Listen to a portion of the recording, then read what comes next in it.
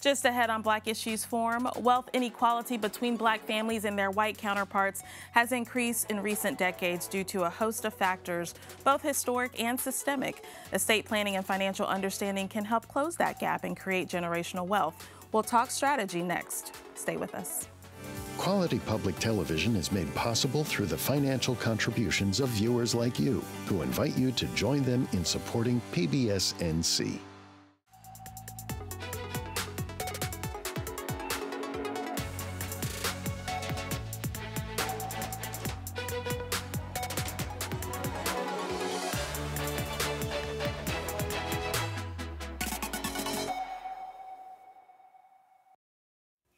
Welcome to Black Issues Forum. I'm your host, Kenia Thompson.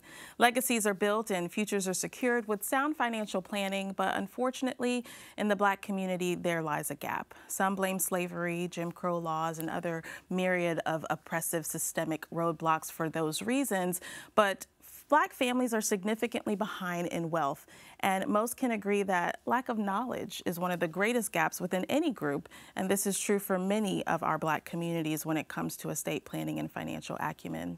We'll discuss both areas, but today I want to start with estate planning by introducing our first guest. She's a North Carolina attorney, author, and one of the nation's leading experts in estate planning law. Welcome to the show, Crystal M. Richardson, owner of the law office of Crystal M. Richardson. Welcome to the show. Hi, Kenya. Thank you. I'm so glad to be here. Oh, I'm so glad you're here. I mean, it's an important topic.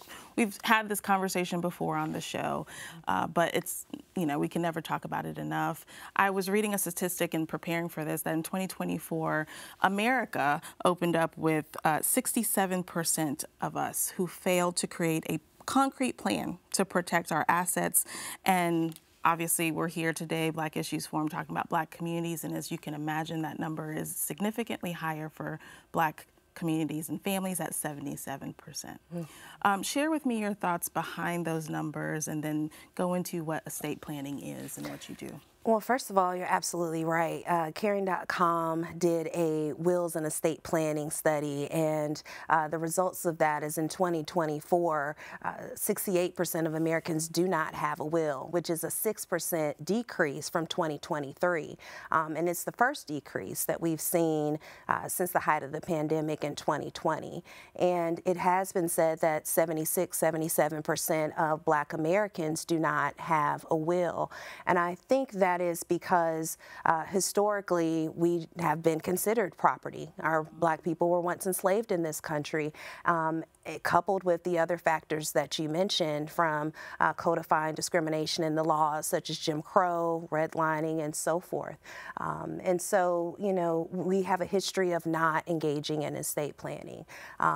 Estate planning is very key because it involves not only preparing for your death, but also caring for you during your lifetime. If you were to become incapacitated, for example, many of us unfortunately experience life-changing events where we may be temporarily or permanently disabled.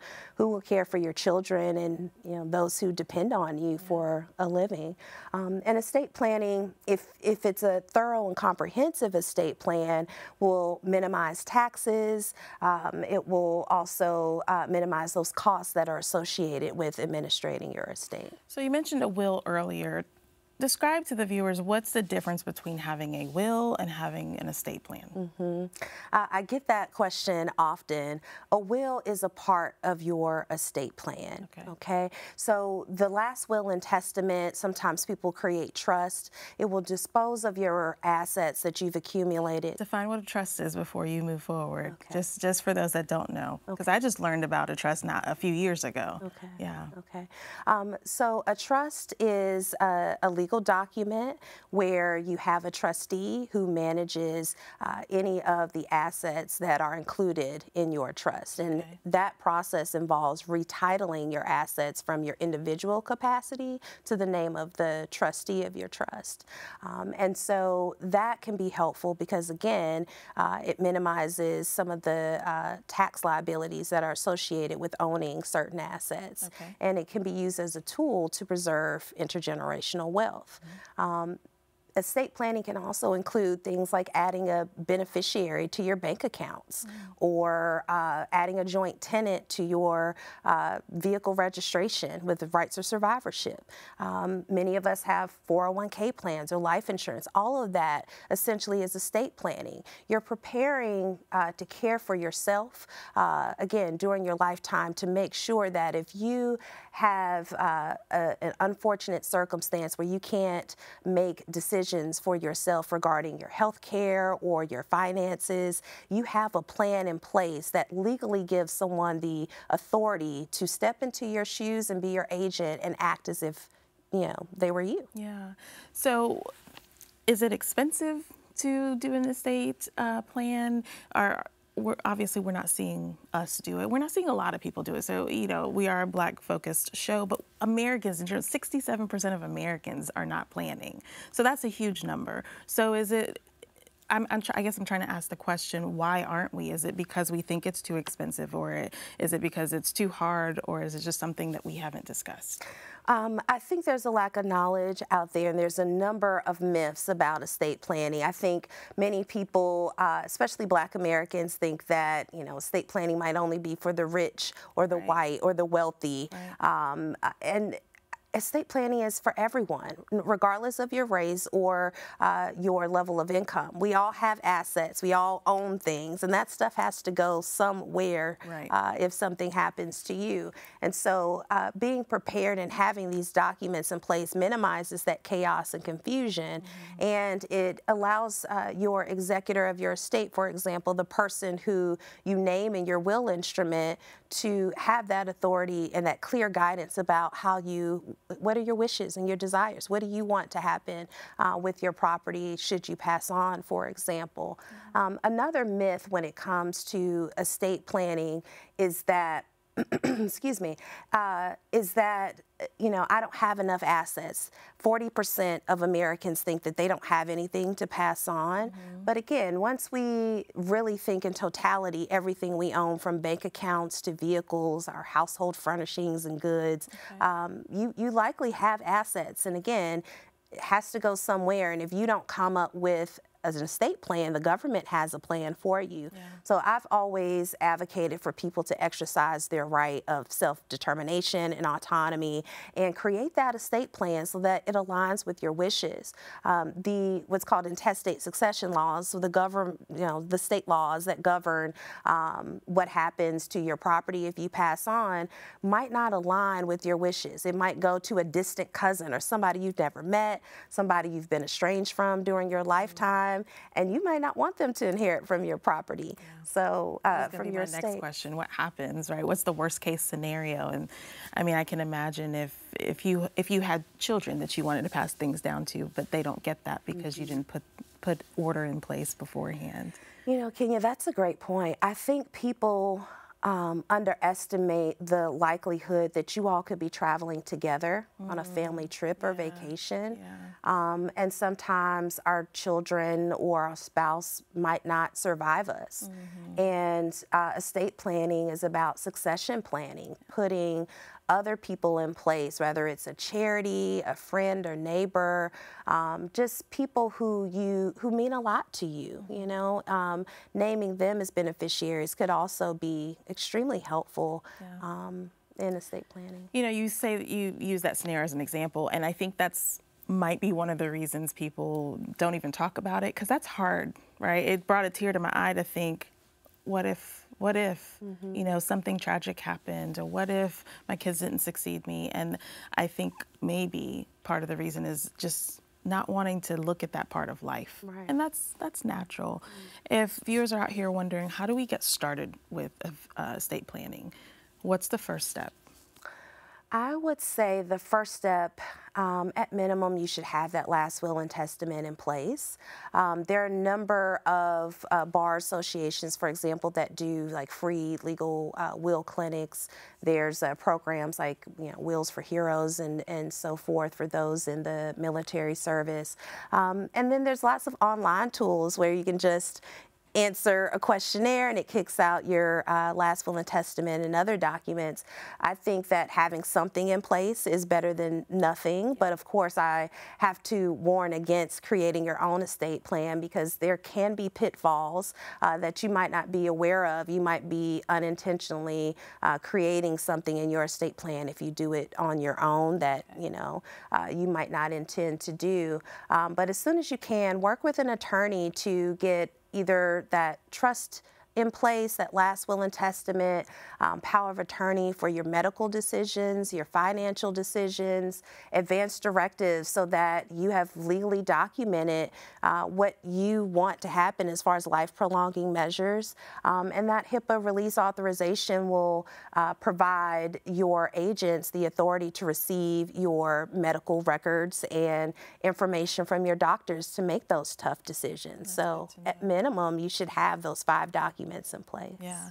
And, I was thinking too, for those that may have special needs, children or relatives, that would be an amazing thing to have in place just in case you weren't there to take care of that person. Absolutely. Yeah. Absolutely. And there, I think we're in the age where TikTok is the main source of information for people. And they say, you need a trust. You need a trust, avoid probate. But there's several types of trusts. One of them being a special needs trust to care for your children who might have, disabilities or special needs. And so if they're receiving, for example, government benefits, you want to make sure that you have an instrument like that special needs trust in place so that it supplements what they have, and it doesn't harm that. But also, there's no way to guarantee you're going to avoid probate. I'm going to just tell you that now. Sometimes in our life, we don't get the opportunity to put our assets into our trust, or as a result of litigation from litigating your trust or your will, it could be that you have assets that go through probate. And what is probate? Probate is the process of collecting all of the assets that you own at your date of death, paying any debts, expenses that you might have owed during your lifetime, and then distributing whatever's left to your beneficiaries or your heirs. And so, again, that is just very critical to preserving that wealth, because in order to pass on that inheritance wealth to other generations, you want to have that clear guidance, for example, that says, you don't need a bond or this extra barrier to administrate my estate. And that bond is something that's absolutely required in North Carolina. And so waiving that requirement could help someone, for example, who doesn't have the credit to be able to receive that bond to be your executor of your estate. You can do things like that. That's great. And the last thing I'll say is in North Carolina, it costs $120 to open up an estate, and at minimum filing fees, are like $15. So for some folks that can be expensive. I feel like expensive is a relative term, but there are many ways in which to do estate planning. It's well worth the investment. Absolutely. Share with our viewers how they can reach out to you if they've got questions on estate planning. You can reach me at www.crystalrichardsonlaw.com. You can email me at info@crystalrichardsonlaw.com, or you can call me at 336-805-6200. Thank you so much, Crystal. Very informative, and hopefully we're empowered now to go start that estate planning process. So thank you. Thank you. Well, before we shift to the financial mindset portion of the show, I wanted to share this week's Melanin Moment with you, highlighting Black Wall Street in Durham, North Carolina, a community that turned adversity into opportunity.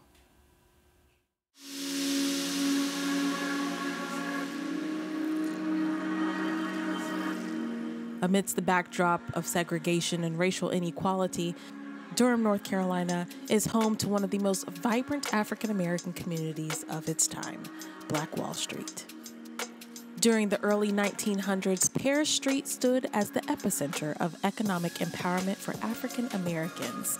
Amidst the challenges of Jim Crow laws, Durham's Black community built a self-sustaining economy that flourished against all odds.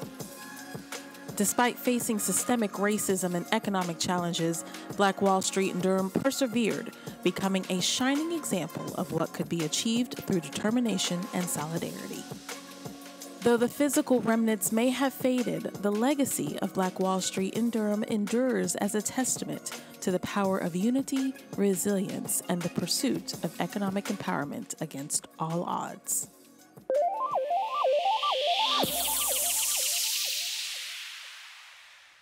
Well, as we've already made clear, it's no secret that we've been plagued with financial oppression for a long time now. But many Black families are making strides in changing the narrative in an effort to secure a better future for younger generations. Our next guest has made it his mission to eradicate the barriers and educate the masses. We welcome to the show founder and chair of Triangle Entrepreneurial Leadership, Ryan Ray. Welcome, friend. Thank you. So good to have you on. Opportunity to be here. Of course. Absolutely. Tell the viewers a little bit about what you do and just a little bit about your story and why you do it. Oh, wow. Wow. I'll try to shrink that really quick. Yeah, really quick. Upon graduating from college and going into a career in sales and marketing, having some early success, I found myself at a place where I just was frustrated. Like, there's got to be more to life than this. And at that point, by the age of 23, I had dug myself about a $70,000 debt. And the path I was on, I didn't see how I could, number one, dig myself out of that, much less begin to create the lifestyle that I desired. Yeah. And so shortly after this realization, I ended up in a near fatal car accident, ended up losing everything I had acquired at that point, moved back home to the big metropolis of Dunn, North Carolina, where I basically started from scratch. And it was at that point in my life, God placed a mentor in my life, and this mentor began to teach me things that I had never heard, never knew of.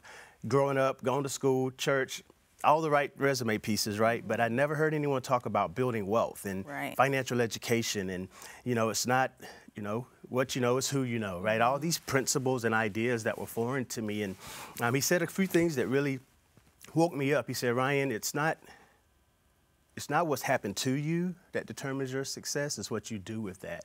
And at that point in my life, I had kind of got to a pretty low point, and that just woke me up and said, you know what, I am responsible for the results in my life. And he said, Ryan, if you'll just start taking this path of changing what you're listening to, changing what you're reading. Ashamed to say at that point I wasn't doing much reading. And he said, change your associations. He said, you got to begin to have a path that aligns with where you're trying to go. And again, I bought into that, went in this personal development journey where I just figured if I could become a person of value and develop some skills, that doors would begin to open for me, and they did. And once I began to see those results, I was like, wow, I mean, if I can do this, if I can climb out of this hole, anybody can. And that passion was birthed, absolutely. Yeah. So talk about when you realize the difference between wealth and worth and value. Yeah, absolutely. You know, at that point, you know, wealth was out there. Right, I could look around and see where people had acquired wealth.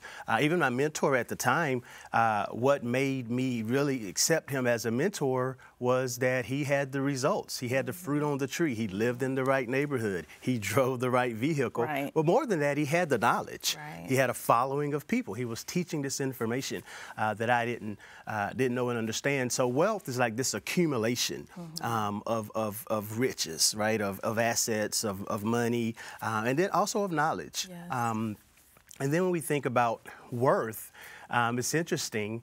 One of my mentors often says that we understand how much something costs, but we don't understand its value, right?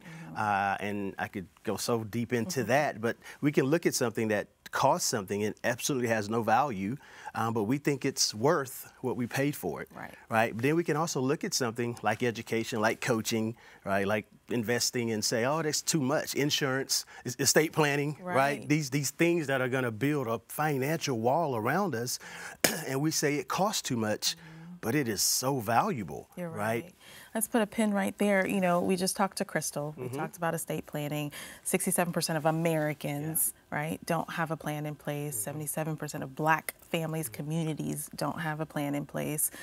Why do you think it is that the Black family in particular has this roadblock when it comes to financial understanding? And I mean, we can talk about the systemic oppression, sure. But here we're talking about mindset. So what is it? Well, I think first and foremost, it's like talking about money's taboo, right? Like we don't have the conversation, and I've been saying this for the past probably couple of months now. We have got to start talking about money.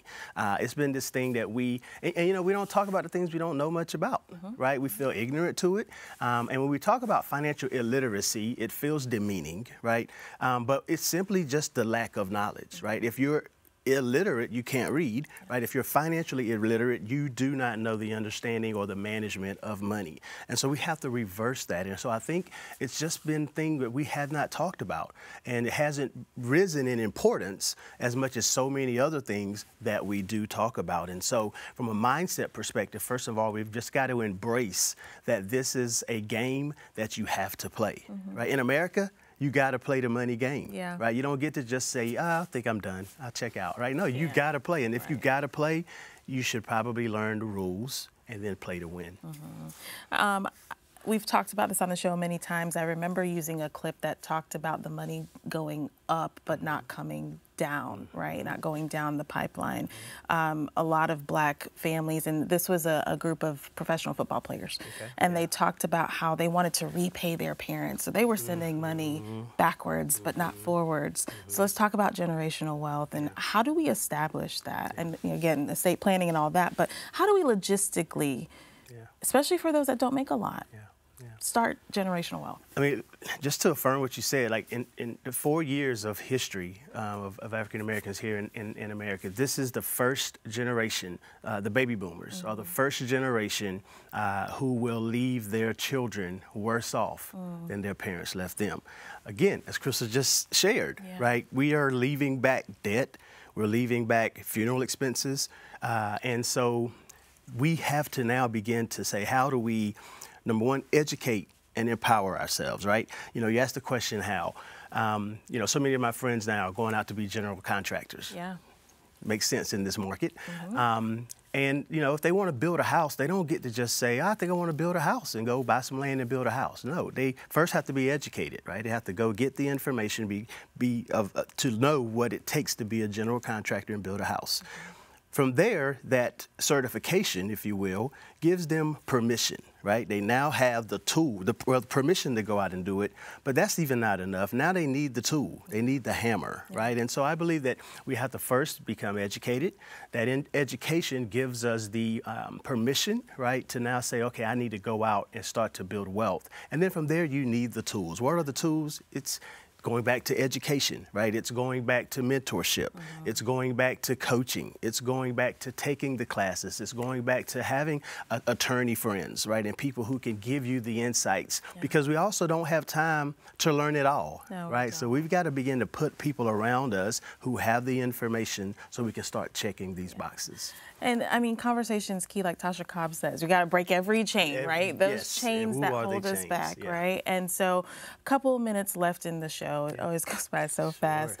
But entrepreneurship is something that is near and dear to you, and it's we've been booming in this space, especially in North Carolina. Talk to us about how that can be a key to generational wealth. Yeah, I think first and foremost, like, number one, I'll just be frank. If you are a W-2 employee, on top of your employee taxes, real estate taxes, sales taxes, the average American is paying anywhere between 40 to 51% of their income in taxes, right?